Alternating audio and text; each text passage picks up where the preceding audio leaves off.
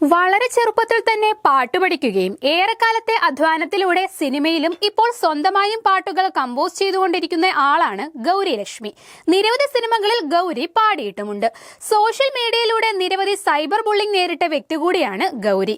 തന്റെ ജീവിതാനുഭവങ്ങളെ വളരെ ഈസിയായി തുറന്നു പറയുന്ന ഗൗരി അബോഷനെ കുറിച്ചും സംസാരിച്ചിരുന്നു.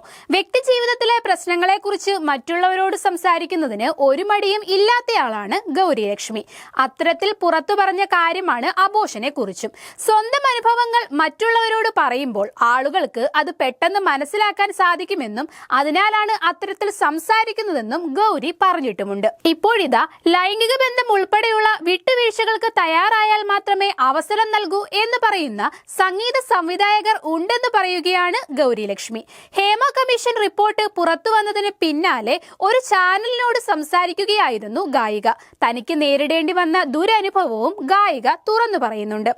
എന്റെ പരിചയത്തിലുള്ള ഏതാണ്ട് എല്ലാ സ്ത്രീകളും ഇതുപോലുള്ള കാര്യങ്ങളിലൂടെ കടന്നു പോയിട്ടുണ്ട്. ആരെങ്കിലുമൊക്കെ അവരെ ഇത്തരം ഡിമാൻഡുകളുമായി സമീപിച്ചിട്ടുമുണ്ടാകും. സങ്കടത്തോടെ പറയുകയാണ്, ഇത് വളരെ നോർമലായ ഒരു കാര്യമായാണ് ഇൻഡസ്ട്രിയിൽ എന്നാണ് ഗൗരി പറയുന്നത്. പിന്നാലെയാണ് താരം തന്റെ അനുഭവവും പങ്കുവെക്കുന്നത്. എനിക്കുമുണ്ടായിട്ടുണ്ട്. വളരെ ചെറുപ്പത്തിലെ വന്ന ആളാണ് ഞാൻ. 14-ാം വയസ്സിലാണ് സിനിമ ഇൻഡസ്ട്രിയിലേക്ക് വരുന്നത്. തുടക്കകാലത്ത് തന്നെ ഈ പറഞ്ഞതുപോലുള്ള സംഭവങ്ങളും അപ്രോച്ചുകളും ഉണ്ടായിട്ടുണ്ട്. ഞാനന്ന് അണ്ടർ ഏജും കൂടിയാണ്. പോസ്കോയുടെ കീഴിൽ വരുന്നതാണ്. ഇതെന്താണെന്ന് പോലും അറിയാത്ത പ്രായമാണ്. നമ്മൾ വളരെ ആരാധനയോടെ കണ്ടിരുന്നവരെയാണ് നേരിട്ട് പരിചയപ്പെടുന്നത്. സംഗീത സംവിധായകരും ഗായകരും വലിയ താരങ്ങളും ഒക്കെയാകും. നമ്മൾ ഇവരുമായി സംസാരിക്കുകയും എന്തെങ്കിലുമൊക്കെ പഠിക്കാൻ പറ്റുമെന്നുമൊക്കെ കരുതിയായിരിക്കാം ഇരിക്കുക.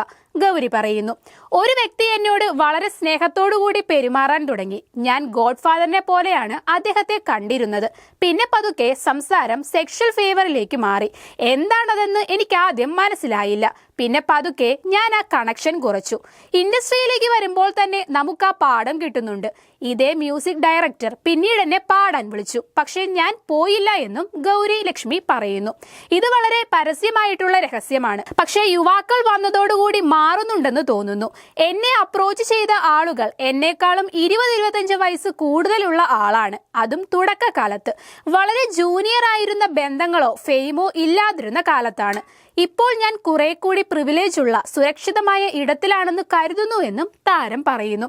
സംഗീത ലോകത്തും സർക്കിളുകൾ ഉണ്ടെന്നും തോന്നിയിട്ടുണ്ട്. ചില ആളുകളെ പ്രീതിപ്പെടുത്തി അവരുടെ ഗുഡ് ബുക്കിൽ ഇടം നേടിയാൽ തുടർച്ചയായി വർക്കുകൾ കിട്ടുമെന്ന് തോന്നിയിട്ടുണ്ട്. ജോലിയുടെ സമയത്ത് പുറത്തെടുക്കുന്ന കഴിവോ കഷ്ടപ്പാടോ കൊണ്ട് മാത്രം ഇവിടെ നിൽക്കാൻ സാധിക്കില്ല.